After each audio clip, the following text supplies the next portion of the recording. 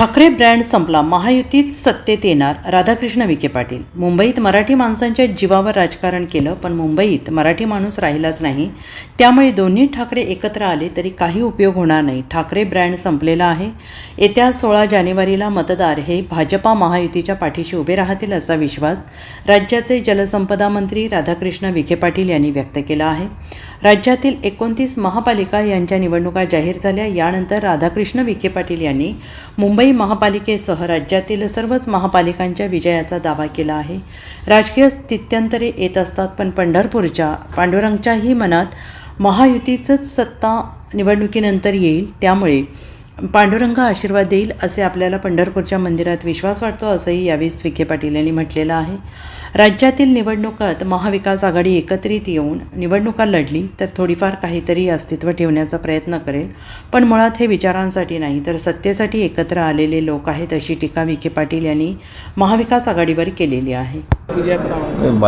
मला मुंबईचा जसा कमी अनुभव आहे, परंतु राजकारणामध्ये जो विचार नेहमी पाहिलेला आहे, कोणी एकत्र आल्याने काही फरक पडत नाही. शेवटी जनता विचारावर असते आणि या राज्य सरकारचं जे नेतृत्व आहे, ज्यांचं मार्गदर्शन कोणाचं आहे, विश्वगुरू आदरणीय प्रधानमंत्री नरेंद्र मोदीजींचा, मान्य अमित भाईंचा, आणि इतकं मुंबईचा एकूण चेहरामोहरा बदलण्याचं काम पायाभूत सुविधाच्या माध्यमातून जे मान्य देवेंद्रजी करत आहेत, मला लोकांचा त्याच्यावर विश्वास आहे.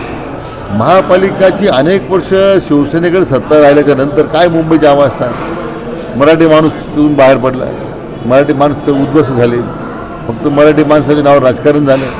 आज तुम्ही पाहा, एवढी घरं मुंबईची बांधली जातात रोज त्या शिवसेनेच्या काळामध्ये, कोण राहतं याच्यामध्ये? मराठी माणूस कोण दिसतो का? फक्त भावनिक राजकारण अनेक वर्षी केला तर लोकांनी ते ओळखलेलं आहे. आणि म्हणून मला वाटतं कोणी येण्याने फरक पडत नाही. याचं कारण असं की मराठी माणसाच्या पाठीमागे भक्कम उभं राहण्याची भूमिका आहे, फक्त हे आमचा वापर करून घेतला आता ही लोकांना समजलेलं आहे. तर मला वाटतं जनतेने आता भारतीय जनता पक्ष आणि महायुतीबरोबर राहण्याचा निर्णय घेतलेला आहे, आणि तो मुंबईच्या जो विधानसभेचा निकाल आपल्याला पाहायला मिळाला तोच आता महापालिकेत पाहायला मिळेल. ठाकरे ब्रँड कुठं राहिला? ज्या दिवशी त्यांनी औरंगजेबच्या कबरीवर फुलाची उधळण केली संभाजीनगरला, औरंगजेबच्या कबरीचं उदात्तीकरण केलं, त्या दिवशी तर नोंदवून संपलेलं आहे, तर ब्रँड संपला. वंदनीय बाळासाहेब ठाकरेंची जी हिंदुत्वाची भूमिका होती त्याला त्याच्यावर त्यांनी पूर्णतः पोचारा फिरवलेला आहे. त्यामुळे लोकांना आता ठाकरे ब्रँड, आणि दुसरं आता ह्या तामिळनाडूच्या प्रकरणामध्ये हिंदुत्वाचं मंदिराचं संरक्षण करण्याच्या ऐवजी तिथे कुठेतरी दर्गा आहे तर संरक्षण करायला निघाले. कोणता ब्रँड ह्या? यांचा आता हिंदुत्व ब्रँड संपला.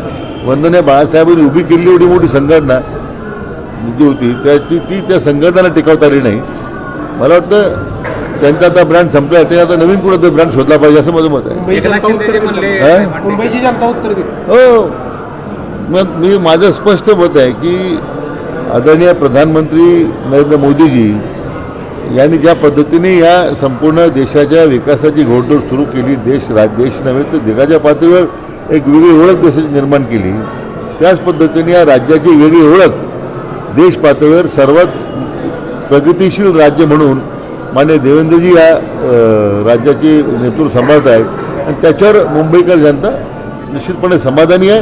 या निवडणुकीचे निकाल ते आपल्याला पाहायला मिळाले. Bureau report, SBN Marathi, Pandharpur.